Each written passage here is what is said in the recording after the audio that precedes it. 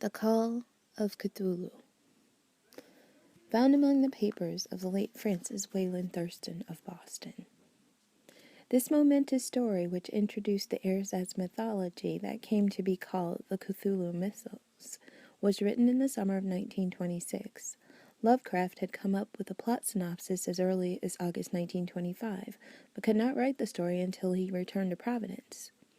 Several literary influences have been put forth, ranging from Guy de Maupassant's The Horla to A. Merritt's The Moonpool to theosophical writings, but Lovecraft has synthesized these multifarious sources into something entirely new. It was initially rejected by Weird Tales and also by the obscure pulp magazine Mystery Stories, but upon Donald Waldry's suggestion, Lovecraft resubmitted it to Weird Tales, where it appeared in the February 1928 issue. Of such great powers of beings there meet conceivably a survival of a hugely remote period when consciousness was manifested, perhaps, in shapes and forms long since withdrawn before the tide of advancing humanity, forms of which poetry and legend alone have caught a flying memory, and called them gods, monsters, mythical beings of all sorts and kinds. Algernon Blackwood. 1. The Horror in Clay. The most merciful thing in the world, I think, is the inability of the human mind to correlate all its contents. We live on a placid island of ignorance in the midst of black seas of infinity, and it was not meant that we should voyage far. The sciences, each straining in its own direction, have hitherto harmed us little. But some day the piecing together of dissociated knowledge will open up such terrifying vistas of reality, and of our frightful position therein, that we shall either go mad from the revelation, or flee from the deadly light into the peace and safety of a new dark age. Theosophists have guessed at the awesome grandeur of the cosmic cycle wherein our world and human race form transient incidents. They have hinted at strange survivals in terms which would freeze the blood if not masked by a bland optimism. But it is not from them that there came the single glimpse of forbidden eons, which chills me when I think of it and maddens me when I dream of it. That glimpse, like all dread glimpses of truth, flashed out from an accidental piecing together of separated things. In this case, an old newspaper item, and the notes of a dead professor. I hope that no one else will accomplish this piecing out. Certainly, if I live, I shall never knowingly supply a link in so hideous a chain. I think that the professor, too, intended to keep silent regarding the part he knew, and that he would have destroyed his notes had not sudden death seized him. My knowledge of the thing began in the winter of 1926-27, with the death of my grand-uncle, George Gamble, Angel, Professor Emeritus of Semitic Languages in Brown University, Providence, Rhode Island. Professor Angel was widely known as an authority on ancient inscriptions, and had frequently been resorted to by the heads of prominent museums, so that his passing at the age of 92 may be recalled by many. Locally, interest was intensified by the obscurity of the cause of death. The professor had been stricken whilst returning from the Newport boat, falling suddenly, as witness said, after having been jostled by a nautical-looking Negro, who had come from one of the queer dark courts on the precipitous hillside which formed a shortcut from the waterfront to the deceased's home in William Street. Physicians were unable to find any visible disorder, but concluded after perplexed debate that some obscure lesion of the heart, induced by the brisk ascent of so steep a hill by so elderly a man, was responsible for the end. At the time I saw no reason to dissent from this dictum, but latterly I am inclined to wonder, and more than wonder. As my granduncle's heir and executor, for he died a childless widower, I was expected to go over his papers with some thoroughness, and for that purpose moved his entire set of files and boxes to my quarters in Boston. Much of the material which I correlated will be later published by the American Archaeological Society, but there was one box which I found exceedingly puzzling, and which I felt much averse from showing to other eyes. It had been locked, and I did not find the key till it occurred to me to examine the personal ring which the professor carried always in his pocket. Then indeed I succeeded in opening it, but when I did, so seemed only to be confronted by a greater and more closely locked barrier. For what could be the meaning of the queer clay bas-relief and the disjoined jottings, ramblings, and cuttings which I found? Had my uncle in his latter years become credulous of the most superficial impostures? I resolved to search out the eccentric sculptor responsible for this apparent disturbance of an old man's peace of mind. The bas-relief was a rough rectangle, less than an inch thick and about 5 by 6 inches in area, obviously of modern origin. Its designs, however, were far from modern in atmosphere and suggestion. For although the vagaries of Cubism and Futurism are many and wild, they do not often reproduce that cryptic regularity which lurks in prehistoric writing. In writing of some kind, the bulk of these designs seems certainly to be, though my memory, despite much familiarity with the papers and collections of my uncle, failed in any way to identify this particular species, or even to hint at its remotest affiliations. Above these apparent hieroglyphics was a figure of evidently pictorial intent, though its impressionistic execution forbade a very clear idea of its nature. It seemed to be a sort of monster, or symbol representing a monster, of a form which only a diseased fancy could conceive. If I say that my somewhat extravagant imagination yields simultaneously pictures of an octopus, a dragon, and a human caricature, I shall not be unfaithful to the spirit of the thing. A pulpy, tentacled head surmounted a grotesque and scaly body with rudimentary wings, but it was the general outline of the whole which made it most shockingly frightful. Behind the figure was a vague suggestion of a cyclopean architectural background. The writing accompanying this oddity was, aside from a stack of press cuttings, in Professor Angel's most recent hand, and made no pretense to literary style.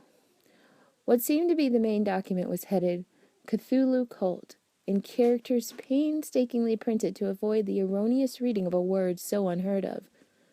The manuscript was divided into 2 sections, the first of which was headed 1925, Dream and Dreamwork of H.A. Wilcox, 7 Thomas Street, Providence, R.I., and the second, Narrative of Inspector John R. LaGrasse, 121 Bienville Street, New Orleans, Louisiana, at 1908 AAS meeting, notes on same, and Professor Webb's account. The other manuscript papers were all brief notes, some of them accounts of the queer dreams of different persons, some of them citations from theosophical books and magazines, notably W. Scott Eliot's Atlantis and the Lost Lemuria. And the rest comments on long-surviving secret societies and hidden cults, with references to passages in such mythological and anthropological sourcebooks as Fraser's Golden Bough and Miss Murray's Witch Cult in Western Europe. The cuttings largely alluded to outre, mental illnesses, and outbreaks of group folly or mania in the spring of 1925. The first half of the principal manuscript told a very peculiar tale.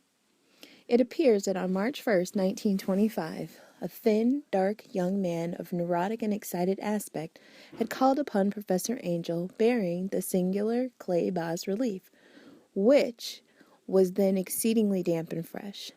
His card bore the name of Henry Anthony Wilcox, and my uncle had recognized him as the youngest son of an excellent family slightly known to him, who had latterly been studying sculpture at the Rhode Island School of Design and living alone at the Fleur-de-Lis building near that institution.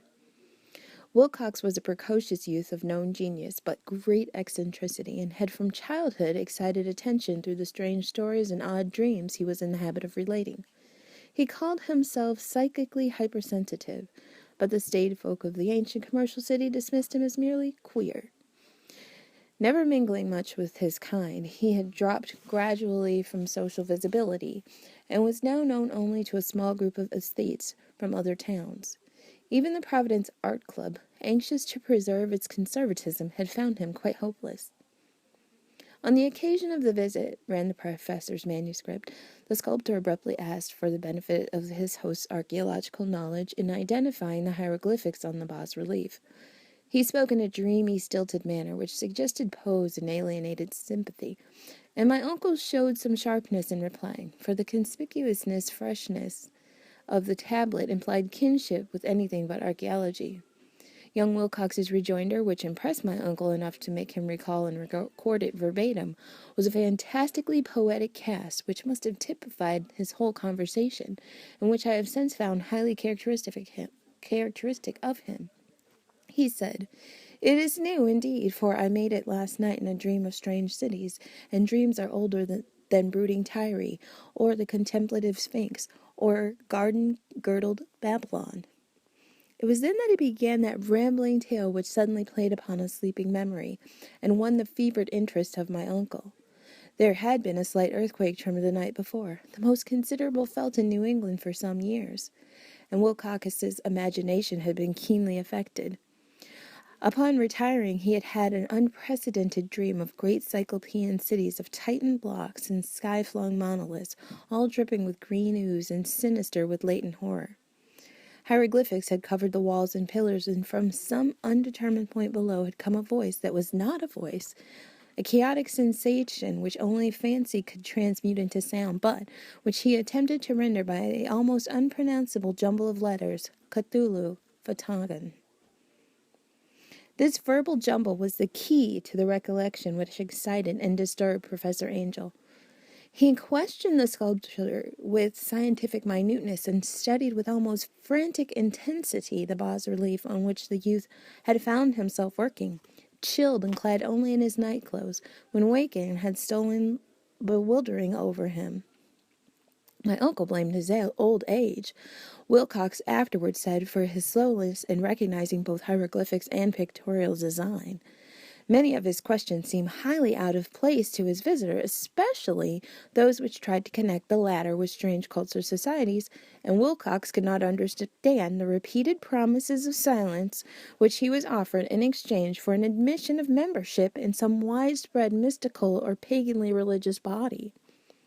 When Professor Angel became convinced that the sculptor was indeed ignorant of any cult or system of cryptic lore, he besieged his visitor with demands for future reports of dreams. This bore regular fruit, for after the first interview the manuscript records daily calls of the young man, during which he related startling fragments of nocturnal imagery whose burden was always some terrible cyclopean vista of dark and dripping stone, with a subterranean voice or intelligence shouting monotonously in enigmatical sense impacts, uninscribable save as gibberish. The two sounds most frequently repeated are those rendered by the letters Cthulhu and Raleigh. On March 23rd, the manuscript continued. Wilcox failed to appear, and inquiries at his quarters revealed that he had been stricken with an obscure sort of fever and taken to the home of his family in Waterman Street. He had cried out in the night, arousing several other artists in the building, and had manifested since then only alternations of unconsciousness and delirium. My uncle at once telephoned the family, and from that time forward kept close watch of the case, calling often at the Thayer Street office of Dr. Toby, whom he learned to be in charge. The youth's febrile mind, apparently, was dwelling on strange things, and the doctor shuddered now and then as he spoke of them. They included not only a repetition of what he had formerly dreamed, but touched wildly on a gigantic thing miles high, which walked or lumbered about. He at no time fully described this object, but occasional frantic words, as repeated by Dr. Toby, convinced the professor that it must be identical with the nameless monstrosity he had sought to depict in his dream sculpture. Reference to this object, the doctor added, was invariably a prelude to the young man's subsidence into lethargy. His temperature, oddly enough, was not greatly above normal, but his whole condition was otherwise such as to suggest true fever rather than mental disorder. On April 2nd, at about 3 p.m., every trace of Wilcox's malady suddenly ceased. He He sat upright in bed, astonished to find himself at home and completely ignorant of what had happened in dream or reality since the night of March 22nd. Pronounced well by his physician, he returned to his quarters in 3 days. But to Professor Angel, he was of no further assistance. All traces of strange dreaming had vanished with his recovery, and my uncle kept no record of his night thoughts after a week of pointless and irrelevant accounts of thoroughly usual visions.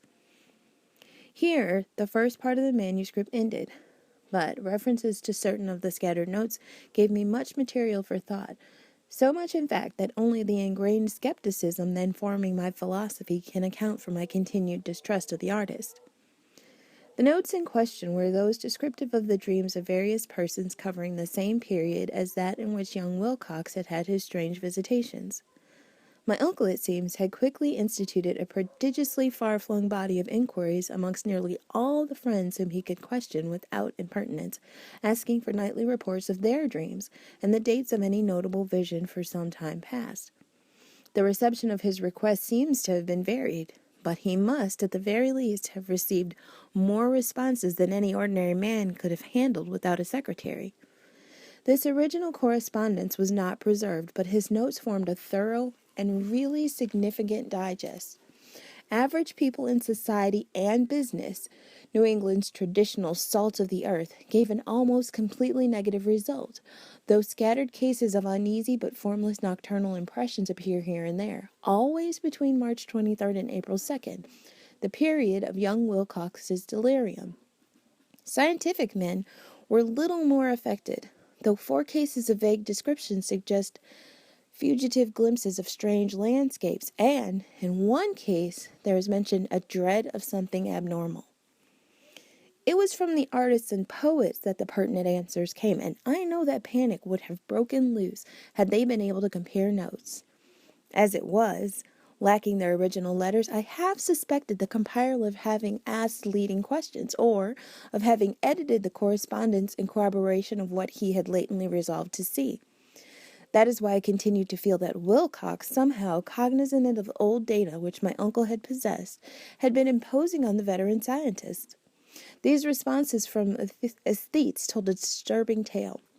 From February 28th to April 2nd, a large proportion of them had dreamed very bizarre things, the intensity of the dreams being immeasurably the stronger during the period of the sculptor's delirium.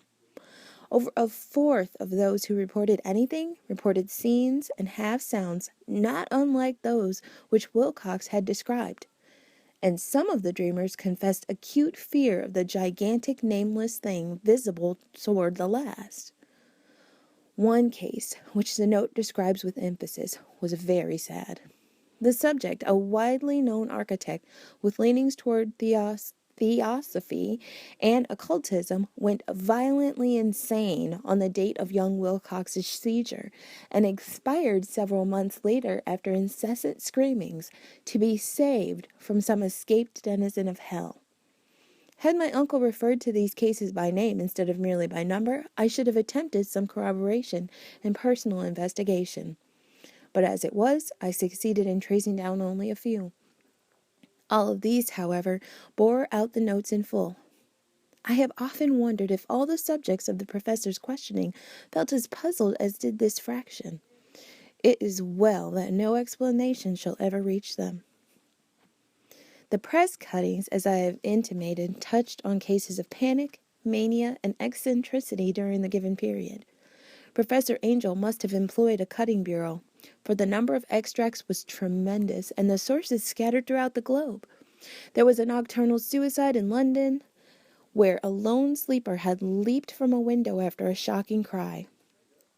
Here, likewise, a rambling letter to the editor of a paper in South America, where a fanatic deduces a dire future from visions he has seen. A dispatch from California describes a theosophist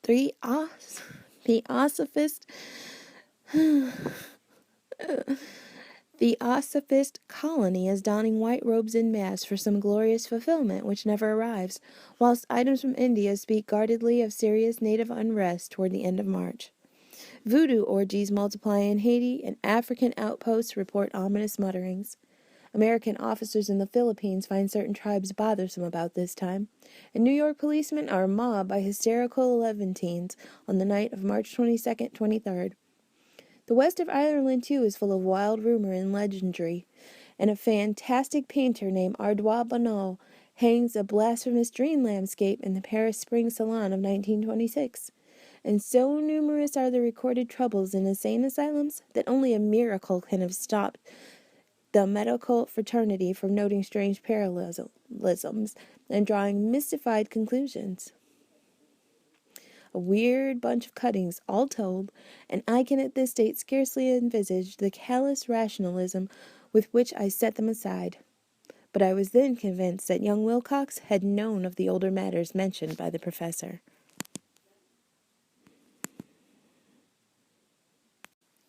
Chapter 2. The Tale of Inspector Legras. The older matters which had made the sculptor's dream and bas-relief so significant to my uncle formed the subject of the second half of his long manuscript. Once before, it appears, Professor Angel had seen the hellish outlines of the nameless monstrosity, puzzled over the unknown hieroglyphics, and heard the ominous syllables which can be rendered only as Cthulhu. And all this is so stirring and horrible a connection that is small wonder he pursued young Wilcox with queries and demands for data. The earlier experience had come in 1908, 17 years before, when the American Archaeological Society held its annual meeting in St. Louis. Professor Angel, as befitted one of his authority and attainments, had had a prominent part in all the deliberations, and was one of the first to be approached by the several outsiders who took advantage of the convocation to offer questions for correct answering and problems for expert solution. The chief of these outsiders, and in a short time the focus of interest for the entire meeting, was a commonplace-looking middle-aged man who had traveled all the way from New Orleans for certain special information unobtainable from any local source. His name was John Raymond Legras, and he was by profession an inspector of police. With him he bore the subject of his visit, a grotesque, repulsive, and apparently very ancient stone statuette whose origin he was at a loss to determine. On the contrary, his wish for enlightenment was prompted by purely professional considerations. The statuette, idol, fetish, or whatever it was, had been captured some months before in the wooded swamps south of New Orleans during a raid on a supposed voodoo meeting, and so singular and hideous were the rites connected with it that the police could not but realize that they had stumbled on a dark cult totally unknown to them, and infinitely more diabolic than even the blackest of the African voodoo circles. Of its origin, apart from the erratic and unbelievable tales extorted from the captured members, absolutely nothing was to be discovered. Hence the anxiety of the police for any antiquarian lore which might help them to place the frightful symbol, and through it track down the cult to its fountainhead. Inspector Legras was scarcely prepared for the sensation which his offering created. One sight of the thing had been enough to throw the assembled men of science into a state of tense excitement, and they lost no time in crowding around him to gaze at the diminutive figure whose utter strangeness and air of genuinely abysmal antiquity hinted so potently at unopened and archaic vistas. No recognized school of sculpture had animated this terrible object, yet centuries and even thousands of years seemed recorded in its dim and greenish surface of unplaceable stone. The figure, which was finally passed slowly from man to man for close and careful study, was between 7 and 8 inches in height, and of exquisitely artistic workmanship. It represented a monster of vaguely anthropoid outline, but with an octopus-like head whose face was a mass of feelers, a scaly, rubbery-looking body, prodigious claws on hind and forefeet, and long, narrow wings behind. This thing, which seemed instinct with a fearsome and unnatural malignancy, was of a somewhat bloated corpulence, and squatted evilly on a rectangular block or pedestal covered with undecipherable characters. The tips of the wings touched the back edge of the block. The seat occupied the center, whilst the long curved claws of the doubled-up, crouching hind legs gripped the front edge and extended a quarter of the way down toward the bottom of the pedestal. The cephalopod head was bent forward, so that the ends of the facial feelers brushed the backs of the huge forepaws, which clasped the croucher's elevated knees. The aspect of the whole was abnormally lifelike, and the more subtly fearful, because its source was so totally unknown. Its vast, awesome, and incalculable age was unmistakable, yet not one link did it show with any known type of art belonging to civilization's youth, or indeed to any other time. Totally separate and apart, its very material was a mystery. For the soapy greenish-black stone, with its golden or iridescent flecks and striations, resembled nothing familiar to geology or mineralogy. The characters along the base were equally baffling, and no member present, despite a representation of half the world's expert learning in this field, could form the least notion of even their remotest linguistic kinship. They, like the subject and material, belonged to something horribly remote and distinct from mankind as we know it, something frightfully suggestive of old and unhallowed cycles of life in which our world and our conceptions have no part. And yet, as the members severally shook their heads and confessed defeat at the inspector's problem, there was one man in that gathering who suspected a touch of bizarre familiarity in the monstrous shape and writing, and who presently told with some diffidence of the odd trifle he knew.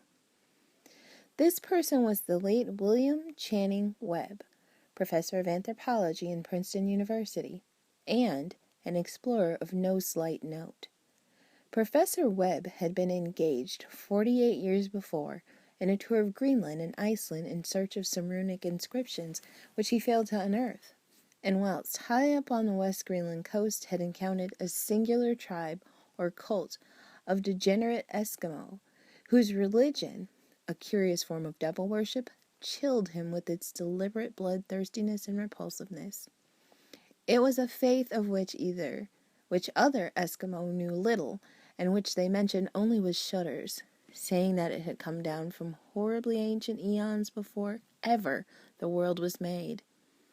Besides nameless rites and human sacrifices, there were certain queer hereditary rituals addressed to a supreme elder devil, or Tornasuk, and of this Professor Webb had taken a careful phonetic copy from an aged Angkok, or wizard priest, expressing the sounds in Roman letters as best he knew how. But just now of prime significance was the fetish which this cult had cherished, and around which they danced when the aurora leaped high over the ice cliffs. It was, the professor stated, a very crude bas-relief of stone, comprising a hideous picture and some cryptic writing, and so far as he could tell, it was a rough parallel in all essential features of the bestial thing now lying before the meeting.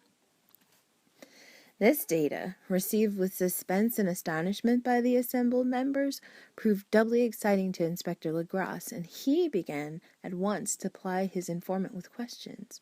Having noted and copied an oral ritual among the swamp cult worshippers his men had arrested, he besought the professor to remember as best he might the syllables taken down amongst the diabolist Esquimaux.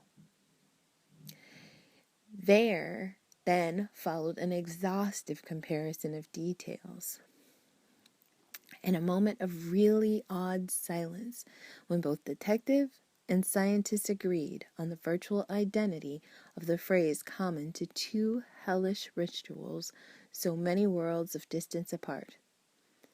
What in substance both the Eskimo wizards and the Louisiana swamp priests had chanted to their kindred idols was something very like this, the word divisions being guessed at from the traditional breaks in the phrase as chanted aloud. Fengului, Mungwu, Naf, Cthulhu, Relie, Wa, Nug, Otan. Legrasse had one point in advance of Professor Webb, for several among his mongrel prisoners had repeated to him what older celebrants had told them the words meant. This text, as given, ran something like this: "In his house at Rillier, dead Cthulhu waits dreaming."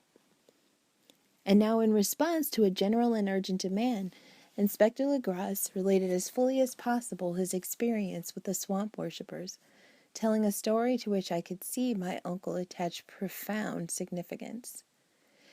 It savored of the wildest dreams of myth-maker and theosophist, and disclosed an astonishing degree of cosmic imagination among such half-castes and pariahs as might be least expected to possess it. On November 1st, 1907, there had come to the New Orleans police a frantic summons from the swamp and lagoon country of the South. The squatters there, mostly primitive but good-natured descendants of Lafitte's men, were in the grip of stark terror from an unknown thing which had stolen upon them in the night. It was voodoo, apparently, but voodoo of a more terrible sort than they had ever known, and some of their women and children had disappeared since the malevolent tom-tom had begun its incessant beating far within the black-haunted woods, where no dweller ventured. There were insane shouts and harrowing screams, soul-chilling chants, and dancing evil flames, and the frightened messenger added, the people could stand it no more. So a body of 20 police, filling 2 carriages and an automobile, had set out in the late afternoon with the shivering squatter as a guide.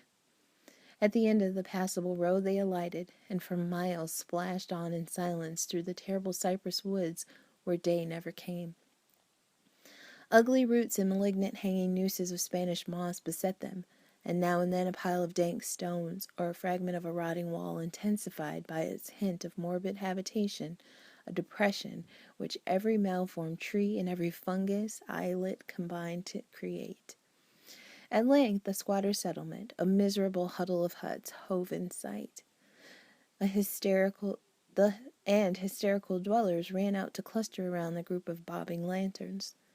The muffled beat of tom-toms was now faintly audible, far, far ahead, and a curdling shriek came at infrequent intervals when the wind shifted. A reddish glare, too, seemed to filter through the pale undergrowth beyond endless avenues of forest night. Reluctant even to be left alone again, each one of the cowed squatters refused point-blank to advance another inch toward the scene of unholy worship. So, Inspector Legras and his 19 colleagues plunged on unguided into black arcades of horror that none of them had ever trod before. The region now entered by the police was one of traditionally evil repute. Substantially unknown and untraversed by white men. There were legends of a hidden lake unglimpsed by mortal sight, in which dwelt a huge, formless, white polypus thing with luminous eyes, and squatters whispered that bat-winged devils flew up out of caverns in inner earth to worship it at night.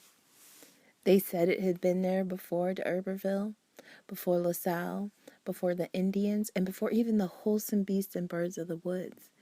It was nightmare itself, and to see it was to die. But it made men dream, and so they knew enough to keep away. The present voodoo orgy was indeed on the merest fringe of this abhorred area, but that location was bad enough.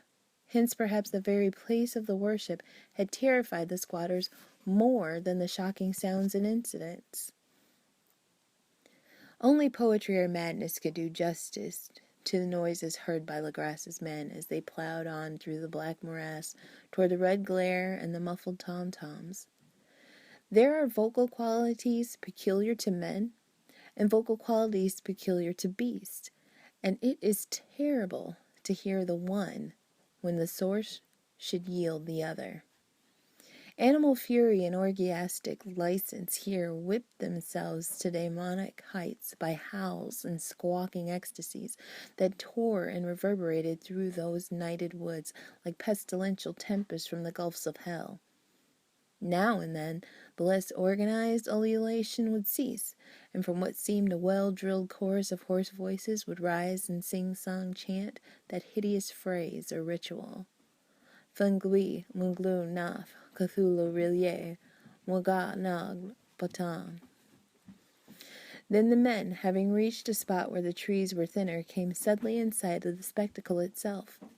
4 of them reeled, 1 fainted, and 2 were shaken into a frantic cry which the mad cacophony of the orgy fortunately deadened. Legrasse dashed swamp water on the face of the fainting man, and all stood trembling and nearly hypnotized with horror. In a natural glade of the swamp stood a grassy island of perhaps an acre's extent, clear of trees and tolerably dry. On this now leaped and twisted a more indescribable horde of human abnormality than any but a Siamese or an Angarola could paint. Void of clothing, this hybrid spawn were braying, bellowing, and writhing about a monstrous ring-shaped bonfire, in the center of which, revealed by occasional rifts in the curtain of flame, stood a great granite monolith some 8 feet in height, on top of which, incongruous with its diminutiveness, rested the noxious carven statuette. From a wide circle of 10 scaffolds, set up at regular intervals, with the flame-girt monolith as a center, hung head downward the oddly marred bodies of the helpless squatters who had disappeared. It was inside this circle that the ring of worshippers jumped and roared, the general direction of the mass motion being from left to right, an endless bacchanal between the ring of bodies and the ring of fire. It may have been only imagination. It may have been only echoes which induced one of the men, an excitable Spaniard, to fancy he heard antiphonal responses to the ritual from some far and unillumined spot deeper within the wood of ancient legendry and horror. This man, Joseph de Galvez, I later met and questioned, and he proved distractingly imaginative. He indeed went so far as to hint of the faint beating of great wings, and of a glimpse of shining eyes, and a mountainous white bulk beyond the remotest trees. But I suppose he had been hearing too much native superstition. Actually, the horrified pause of the men was of comparatively brief duration. Duty came first, and although there must have been nearly 100 mongrel celebrants in the throng, the police relied on their firearms and plunged determinedly into the nauseous rout. For 5 minutes the resultant din and chaos were beyond description. Wild blows were struck, shots were fired, and escapes were made, but in the end Legrasse was able to count some 47 sullen prisoners, whom he forced to dress in haste and fall into line between 2 rows of policemen. 5 of the worshippers lay dead, and 2 severely wounded ones were carried away on improvised stretchers by their fellow prisoners. The image on the monolith, of course, was carefully removed and carried back by Legrasse. Examined at headquarters after a trip of intense strain and weariness, the prisoners all proved to be men of a very low, mixed-blooded, and mentally apparent type. Most were seamen, and a sprinkling of Negroes and mulattoes, largely West Indians or Brava Portuguese from the Cape Verde Islands, gave a coloring of voodooism to the heterogeneous cult. But before many questions were asked, it became manifest that something far deeper and older than Negro fetishism was involved. Degraded and ignorant as they were, the creatures held with surprising consistency to the central idea of their loathsome faith. They worshipped, so they said, the great old ones who lived ages before there were any men, and who came to the young world out of the sky. Those old ones were gone now, inside the earth and under the sea. But their dead bodies had told their secrets in dreams to the first men, who formed a cult which had never died. This was that cult, and the prisoners said it had always existed and always would exist, hidden in distant wastes and dark places all over the world, and until the time when the great priest Cthulhu, from his dark house in the mighty city of Rillier under the waters, should rise and bring the earth again beneath his sway. Someday he would call, when the stars were ready, and the secret cult would always be waiting to liberate him. Meanwhile, no more must be told. There was a secret which even torture could not extract. Mankind was not absolutely alone among the conscious things of earth, for shapes came out of the dark to visit the faithful few. But these were not the great old ones. No man had ever seen the old ones. The carven idol was great Cthulhu, but none might say whether or not the others were precisely like him. No one could read the old writing now, but things were told by word of mouth. The chanted ritual was not the secret. That was never spoken aloud, only whispered. The chant meant only this: in his house at Relier de Cthulhu waits dreaming. Only 2 of the prisoners were found sane enough to be hanged, and the rest were committed to various institutions. All denied a part in the ritual murders, and averred that the killing had been done by black-winged ones, which had come to them from their immemorial meeting place in the haunted wood. But of those mysterious allies no coherent account could ever be gained. What the police did extract came mainly from an immensely aged mestizo named Castro, who claimed to have sailed to strange ports and talked with undying leaders of the cult in the mountains of China. 3. The Madness from the Sea. If heaven ever wishes to grant me a boon, it will be a total effacing of the results of a mere chance which fixed my eye on a certain stray piece of shelf paper. It was nothing on which I would naturally have stumbled in the course of my daily round, for it was an old number of an Australian journal, the Sydney Bulletin, for April 18th, 1925. It had escaped even the cutting bureau, which had at the time of its issuance been avidly collecting material for my uncle's research. I had largely given over my inquiries into what Professor Angell called the Cthulhu cult, and was visiting a learned friend in Paterson, New Jersey, the curator of a local museum, and a mineralogist of note. Examining one day the reserved specimens roughly set on the storage shelves in a rear room of the museum, my eye was caught by an odd picture in one of the old papers spread beneath the stones. It was the Sydney Bulletin I have mentioned, for my friend has wide affiliations in all conceivable foreign parts, and the picture was a half-tone cut of a hideous stone image, almost identical with that which Legras had found in the swamp. Eagerly clearing the sheet of its precious contents, I scanned the item in detail, and was disappointed to find it of only moderate length. What it suggested, however, was of portentous significance to my flagging quest, and I carefully tore it out for immediate action. It read as follows: Mystery derelict found at sea. Vigilant arrives with helpless, armed New Zealand yacht in tow. 1 survivor and dead man found aboard. Tale of desperate battle and deaths at sea. Rescued seaman refuses particulars of strange experience. Odd idol found in his possession. Inquiry to follow. The Morrison Company's freighter Vigilant, bound from Valparaiso, arrived this morning at its wharf in Darling Harbor, having in tow the battered and disabled but heavily armed steam yacht Alert of Dunedin, New Zealand, which was sighted at April 12th in south latitude 34 degrees 21 seconds, west longitude 150 degrees 17 seconds, with 1 living and 1 dead man aboard. The Vigilant left Valparaiso March 25th, and on April 2nd was driven considerably south of her course by exceptionally heavy storms and monster waves. On April 12th, the derelict was sighted, and though apparently deserted, was found upon boarding to contain 1 survivor in a half-delirious condition, and 1 man who had evidently been dead for more than a week. The living man was clutching a horrible stone idol of unknown origin, about 1 foot in height, regarding whose nature authorities at Sydney University, the Royal Society, and the Museum in College Street all profess complete bafflement, and which the survivor says he found in the cabin of the yacht in a small carved shrine of common pattern. This man, after recovering his senses, told an exceedingly strange story of piracy and slaughter. He is Gustav Johansen, a Norwegian of some intelligence, and had been second mate of the 2-masted schooner Emma of Auckland, which sailed for Callao February 20th with a complete complement of 11 men.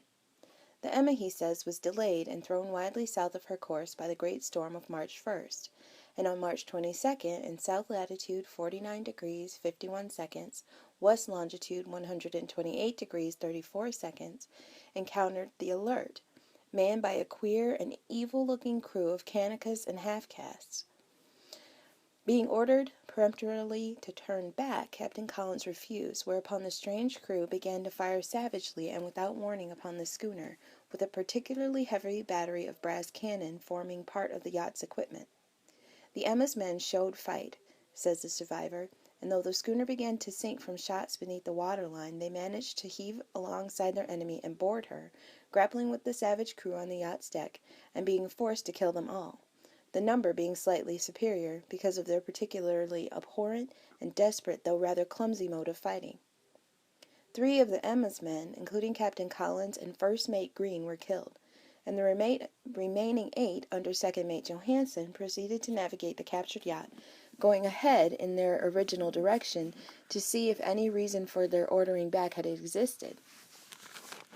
The next day, it appears, they raised and landed on a small island, although none is known to exist in that part of the ocean, and 6 of the men somehow died ashore, though Johansen is queerly reticent about this part of his story and speaks only of their falling into a rock chasm.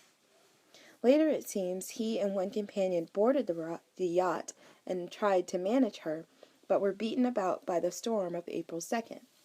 From that time till his rescue on the 12th, the man remembers little, and he does not even recall when William Bryden, his companion, died. Bryden's death reveals no apparent cause, and was probably due to excitement or exposure. Cable advices from Dunedin report that the Alert was well known there as an island trader, and bore an evil reputation along the waterfront. It was owned by a curious group of half-castes, whose frequent meetings and night trips to the woods attracted no little curiosity, and it had set sail in great haste just after the storm and earth tremors of March 1st. Our Auckland correspondent gives the Emma and her crew an excellent reputation, and Johansen is described as a sober and worthy man. The Admiralty will institute an inquiry on the whole matter beginning tomorrow, at which every effort will be made to induce Johansen to speak more freely than he has done hitherto. This was all, together with the picture of the hellish image. But what a train of ideas it started in my mind! Here were new treasuries of data on the Cthulhu cult, and evidence that it had strange interests at sea as well as on land. What motive prompted the hybrid crew to order back the Emma as they sailed about with their hideous idol? What was the unknown island of which 6 of the Emma's crew had died, and about which the mate Johansen was so secretive? What had the Vice Admiralty's investigation brought out? And what was known of the noxious cult in Dunedin? And most marvelous of all, what deep and more than natural linkage of dates was this which gave a malign and now undeniable significance to the various turns of events so carefully noted by my uncle? March 1st, our February 28th, according to the international dateline, the earthquake and storm had come. From Dunedin, the Alert and her noisome crew had darted eagerly forth as if imperiously summoned, and on the other side of the earth poets and artists had begun to dream of a strange, dank Cyclopean city, whilst a young sculptor had modeled in his sleep the form of the dreaded Cthulhu. March 23rd, the crew of the Emma landed on an unknown island, and left 6 men dead, and on that date the dreams of sensitive men assumed a heightened vividness and darkened with dread of a giant monster's malign pursuit, whilst an architect had gone mad and a sculptor had lapsed suddenly into delirium. And what of this storm of April 2nd? The date on which all dreams of the dank city ceased, and Wilcox emerged unharmed from the bondage of strange fever? What of all this, and of those hints of old Castro about the sunken, star-born old ones, and their coming reign, their faithful cult, and their mastery of dreams? Was I tottering on the brink of cosmic horrors beyond man's power to bear? If so, they must be horrors of the mind alone, for in some way the 2nd of April had put a stop to whatever monstrous menace had begun its siege of mankind's soul. That evening, after a day of hurried cabling and arranging, I bade my host adieu, and took a train for San Francisco.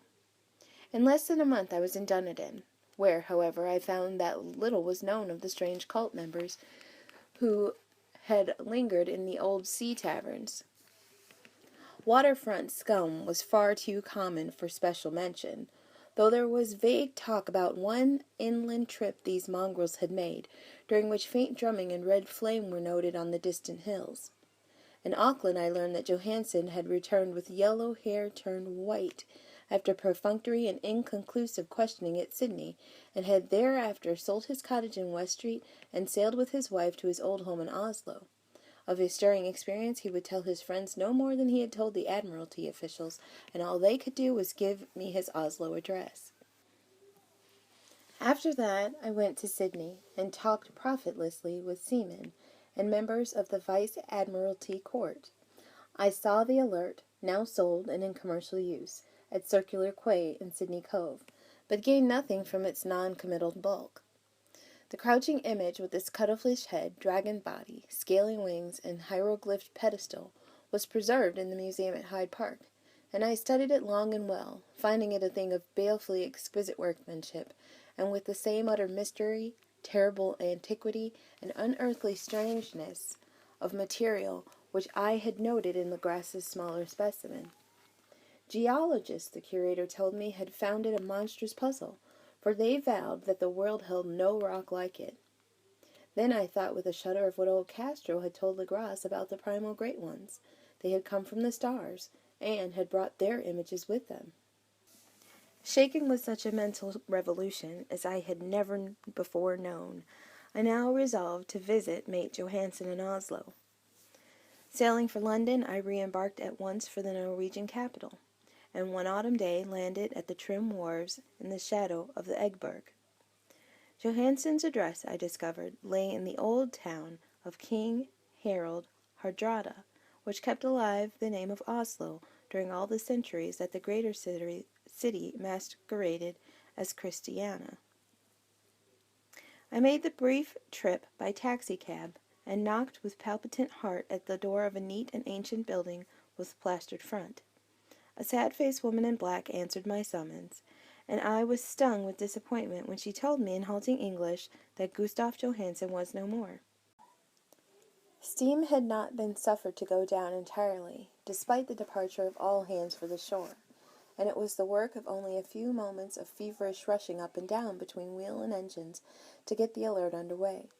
Slowly, amidst the distorted horrors of that indescribable scene, she began to churn the lethal waters, whilst on the masonry of that charnel shore, that was not of earth, the Titan thing from the stars slavered and gibbered like Polypheme cursing the fleeing ship of Odysseus.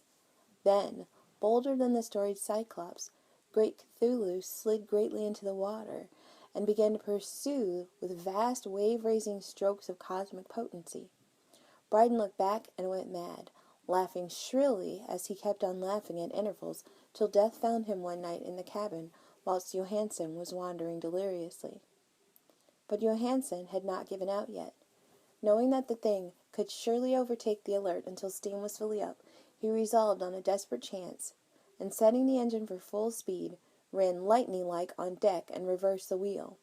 There was a mighty eddying and foaming in the noisome brine, and as the steam mounted higher and higher, the brave Norwegian drove his vessel head-on against a pursuing jelly, which rose above the unclean froth like the stern of a demon galleon. The awful squid head, with writhing feelers, came nearly up to the bowsprit of the sturdy yacht, but Johansen drove on relentlessly.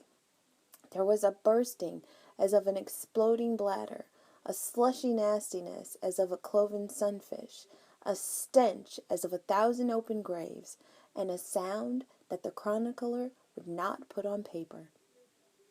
For an instant the ship was befouled by an acrid and blinding green cloud, and then there was only a venomous seething astern, where, God in heaven, the scattered plasticity of that nameless sky-spawn was nebulously recombining in its hateful original form, whilst its distance widened every second as the Alert gained impetus from its mounting steam. That was all.